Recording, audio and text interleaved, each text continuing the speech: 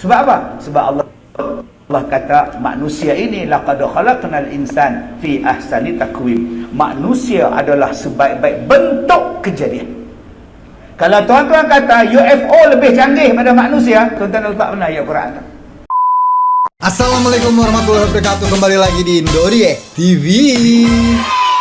Oke teman-teman semua, kembali lagi di Indoriek TV. Masih bersama saya Anton. Dan hari ini kita masih melanjutkan untuk mereaction video-video dari ustadz-ustadz di Malaysia yang bagus-bagus, yang keren-keren ya guys ya, yang insya Allah nanti menambah ilmu kita. Jadi di hari ini kita akan lihat video ustadz yang sudah lama juga nggak aku reaction ya, yaitu adalah Ustadz Kazim Elias. Nah, ini videonya tajuknya tuh teknologi Dajjal di akhir zaman. Wah, ini menarik juga. Kalau sudah soal Dajjal mendajjal ini ya guys ya, teknologi Dajjal. Nah, sampai sekarang kita juga masih menerka-nerka apakah Dajjal akan memakai teknologi atau memakai sihir. Ada yang setengah, sebagian ulama-ulama yang bilang dia akan memakai sihir, ada juga yang sepertinya memakai teknologi. Nah, nggak tahulah kita ya, wallahu alam semuanya ya. Tapi sepertinya video ini menarik untuk kita simak, dan semoga saja video ini dapat menambah wawasan kita lagi, informasi dan ilmu kita lagi ya guys ya. Semoga bermanfaat ya guys.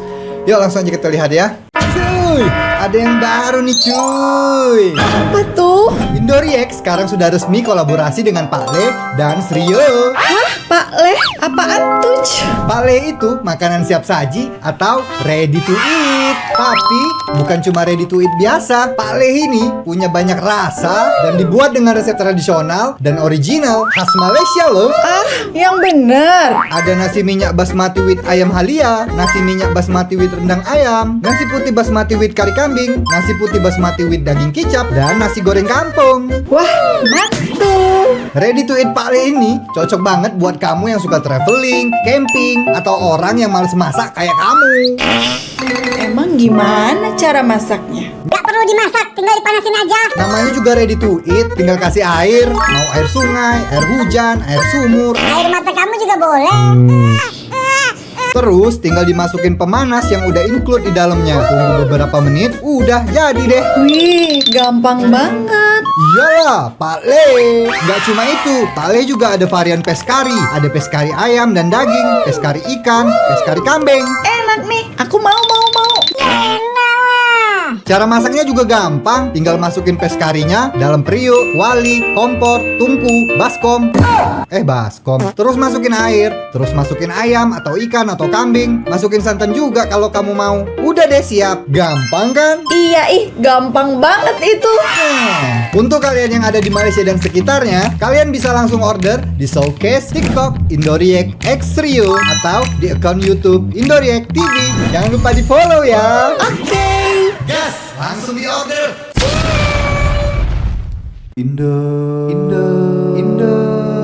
Indoriek. Ustaz, bukankah manusia dah pergi ke bulan?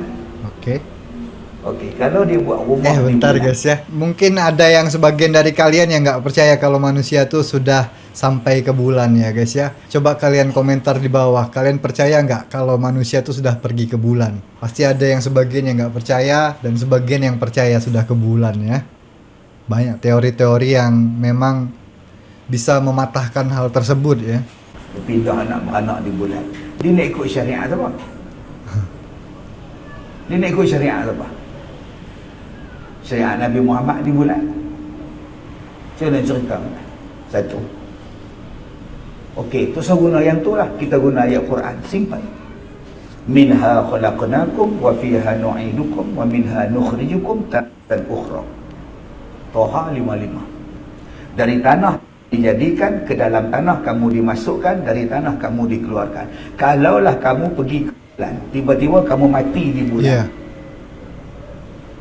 Angkasawan ni pergi ke bulan, jadi sawan di sana mati. Mayat tak bawa balik ke bumi, tanam di bulan. Kita pun ziarah isteri dia. Tapi kalau gini guys ya, kalau kita di bulan gitu, sholatnya ngadep mana guys? Ngadep bumi berarti ya. Kan kiblatnya di bumi, di Ka'bah kan? Jadi ngadep bumi. Atau segala arah boleh, kayak di Ka'bah itu kan, di dalam Ka'bah itu kan orang sholat tuh segala arah boleh gitu kan. Di dalamnya tuh ya, di dalam Ka'bahnya bener-bener itu. Aku pernah lihat orang sholat di dalamnya itu, imam-imamnya itu, dia ngadep mana aja boleh itu. Nah, kalau di bulan seperti apa? Apa menurut kalian gimana guys? Apa kita ngadep ke bumi atau kiblatnya kemana? Atau boleh di mana-mana gitu? Ngadep sini, ngadep situ, ngadep sana. Gimana guys? Komentar guys ya. Pengen dengar, aku pengen tahu jawaban kalian. Macam mana suami kamu tak bawa balik ke? Tanam di bulan. Tanam di bulan. Kenapa tak bawa balik? Ini bisa minyak nak habis. ini bisa terjadi nih suatu saat nanti ya. Suatu hari nanti bisa jadi misalnya manusia sudah banyak yang nggak pindah ke bulan lah. Misalnya wisata ke bulan gitu kan, holiday ke bulan, tiba-tiba mati di bulan gitu kan. Nah, nggak bisa lagi dibawa ke sini. Mayitnya langsung tanam di bulan. Bisa jadi suatu hari nanti ya. Tapi sekarang belum. Oh, itu tanam di bulan. Tanam di bulan. Allah kata manusia ni dari tanah dan akan masuk dalam tanah. Bila masa Allah kata manusia mati di bulan? Kalaulah dia mati di bulan, bercanggah sangat dengan Quran yang mengatakan bahawa manusia akan mati di bumi. Simple tuan-tuan Quran. Oke. Habis itu UFO je nak. Mungkin yang membakar Los Angeles tu UFO.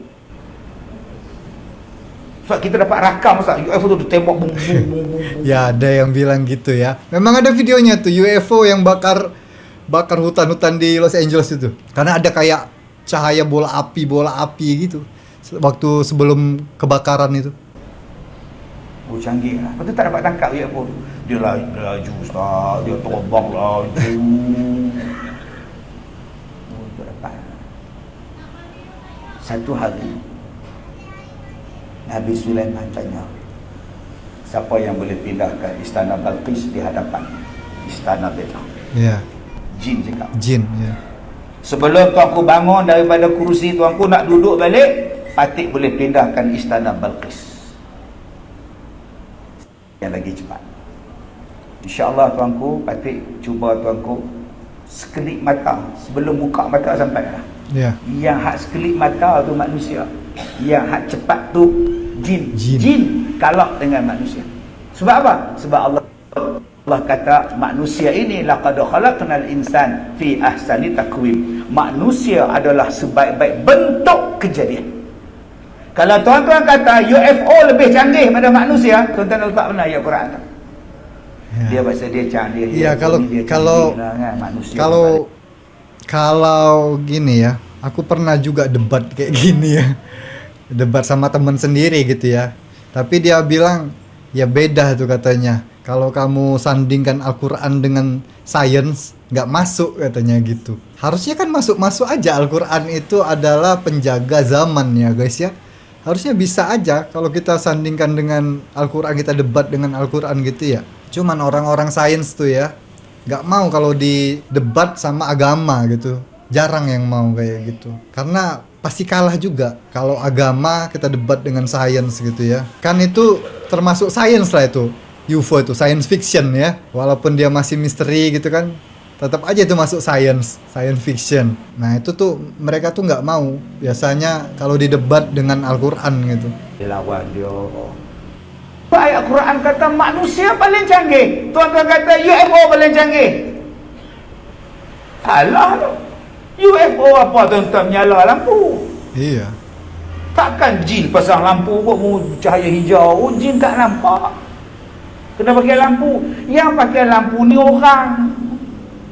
Yang pakai lampu tu teknologi. Sebab tu buka janganlah kita hari ni apa-apa benda pun UFO. Tak dapat jawapan UFO. Sebab tu yang membina UFO Ustaz. Sebab apa? Sebab tak tahu. La ilaha illallah. Bukankah dalam Quran ada lebih 100 ayat yang menerangkan bahawa orang dulu lebih canggih daripada kamu. Wa amaruha. Iya.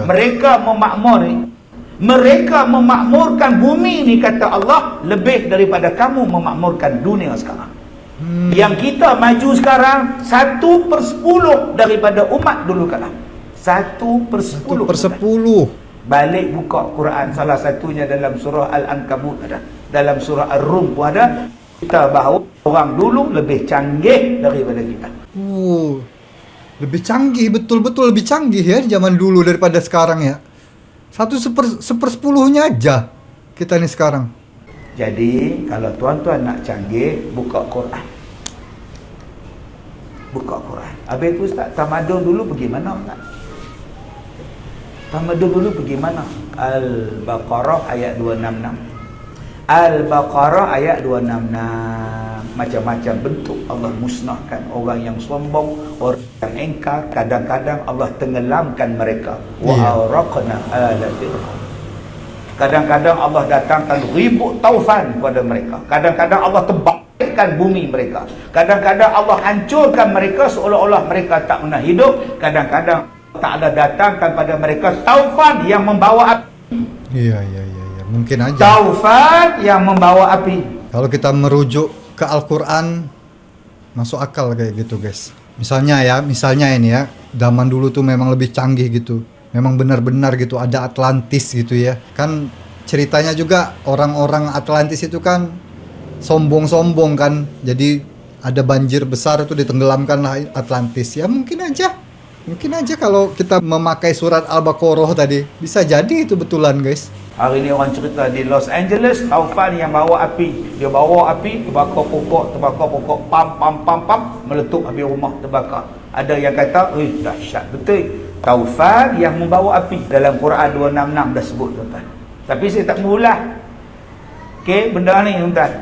Macam-macam teknologi, macam-macam benda kita boleh buat. Sebab zaman Nabi sebut kepada kita, di akhir zaman ada teknologi Dajjal. Dajjal kalau dia nak bagi kemarau, dia boleh bagi kemarau. Dia nak bagi api, dia boleh bagi api. Dia nak bagi hujan, dia boleh bagi hujan. Sebab tu siasat dulu-dulu. Adakah ini perancangan? Adakah ini tipu daya? Adakah ini propaganda? Orang Islam kena siasat dulu. Kalau ianya daripada Allah, bala daripada Allah, ada di dalam Al-Quran. Allah Ta'ala sebut, apabila manusia menyangka, apabila manusia mengatakan bahawa tamadunnya telah mencapai tahap kemajuan yang paling tinggi, dia telah mencapai tahap kemajuan yang paling tinggi, maka pada masa itu Allah Ta'ala akan hancurkan mereka. Tuan-tuan boleh buka di dalam surah Yunus ayat 24. Betul itu guys. Berarti guys ya, tamadun-tamadun zaman dulu kayak yang legenda-legenda zaman dulu, Atlantis, Lemuria, terus apalagi yang maju-maju dulu itu. Kan banyak tuh ya yang jadi legenda sekarang tuh. Ya mungkin aja guys ditenggelamkan sama Allah dulu itu. Dihancurkan oleh Allah sampai kayak nggak pernah ada gitu kerajaan itu ya. Padahal ada. Bisa jadi kalau kita melihat dari sisi Al-Quran gitu ya, sudah ada catatan-catatan, sudah ada surat-suratnya di Al-Quran. Bila mereka mengatakan mereka adalah bangsa yang paling bertamadun dalam dunia, kemajuan berada pada tangan mereka. Surah Yunus ayat 24, Allah Ta'ala kata itu punca kehancuran bagi mereka. Punca Jadi kehancuran. banyak benda tuan-tuan boleh. Yang tu buat tajuk lain tuan pengurusi. Nah insya-Allah. Lah saya mari surah ni bila 6 tahun lepas. Jadi 6 tahun lagi kita cerita bab ni pula. Lama Baik, betul. tuan-tuan yang saya hormati, nombor 1, nak cari orang kegemilangan agama kita ialah dengan ilmu. Tadi saya sebut nak dapat ilmu daripada Quran. Ustaz, ya. Macam mana nak dapat ilmu pada Quran? Masalah abang apa? Ialah macam ekonomi dalam Quran. Ekonomi. Ada mengajar ekonomi. Ada ekonomi dalam Quran? Ada. Iya. Abang tak belajar ekonomi Islam, abang belajar ekonomi lain. Daripada nama surah tu abang boleh belajar ada ekonomi. Ada ekonomi, banyak ekonomi. Saja abang boleh belajar. Hukum ekonomi di Al-Quran ada. Dah masuk lah. Insya. Okay. Jadi tuan-tuan yang saya muliakan, daripada nama surah Al-Baqarah, surah lembu betina. Iya. Daripada banyak-banyak orang, Baqarah nombor 2 selepas Al-Fatihah. Kenapa tak letak Al-Fatihah Muhammad? Tak, Al-Fatihah Al-Baqarah. Lembu. Dia set dalam minda kita. Bodoh macam lembu. Lembu bodoh. Tu bodoh dicucuk hidung. Lembu bodoh. Lembu bodoh. Akhirnya kita pun tak berminat dengan lembu. Kalaulah lembu tu bodoh tuan-tuan, Allah tak letak nama surah. Iya betul. Bodoh orang tak nak bela lembu. Seekor lembu harga 6,000. Dulu 1,500. 6.000 ya? 6,000. 6.000 di Malaysia ya. 6.000 tuh berarti berapa ya? Ntar guys, aku hitung guys.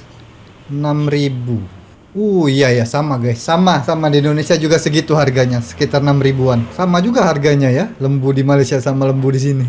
Agak-agak tahun depan buat korban agak-agak berapa ribu? Mana ada lembu jatuh harga? Yang jatuh harga ES5. Yang jatuh harga kereta. Tambah kereta elektrik lagi jatuh harga. Iya. Kenapa tak bela lembu? Lembu takkan jatuh harga. Bisnes yang untung ialah lembu. Iya betul. Berapa ramai kita bela lembu? Cuba tuan-tuan, anak dara ada, datang orang Minang. Makcik, kami datang nak Minang anak makcik. Untuk siapa? Untuk adik kami. Kerjanya apa? Dia kerja di Putrajaya ke? Tidak. Dia bela lembu. Bela lembu. Pompong pangkah. Kenapa makcik tak terima? Bela lembu tak boleh pakai tai. Padahal kaya Bela tuh. lembu tak boleh pakai tai. Apa salahnya bela lembu pakai kok? Iya. Sebab dah set dalam minda. Lembu kotor, tai dia kotor, kulit dia kotor, bau dia busuk, dia ni bodoh, tak dengar cakap.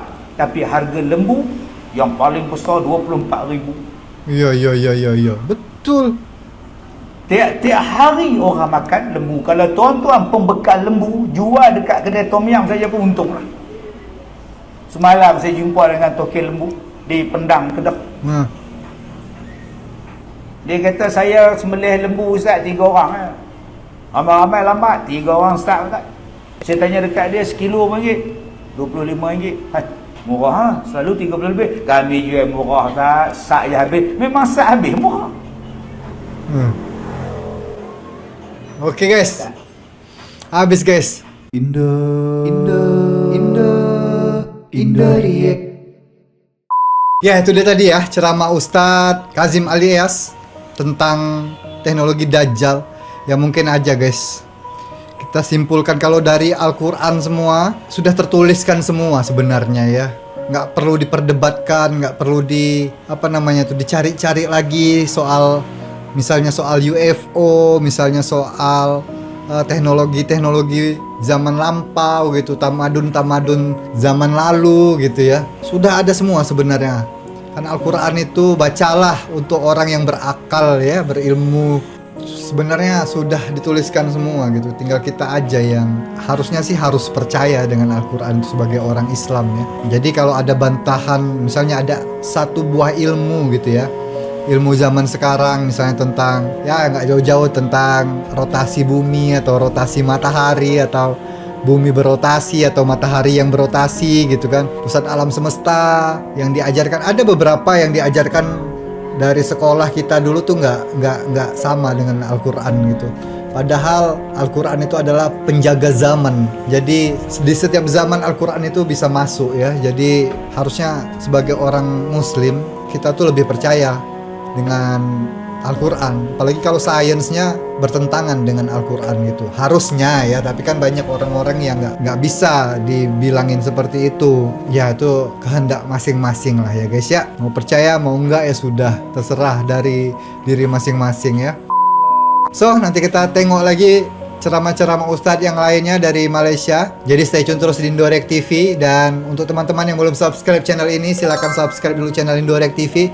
Jangan lupa juga di like, dibagikan, di share ke teman-teman kalian, ke sosial media kalian. Mohon maaf jikalau aku ada salah-salah kata dan perbuatan. Sampai ketemu lagi di video selanjutnya. Akhir kata, assalamualaikum warahmatullahi wabarakatuh. Bye-bye.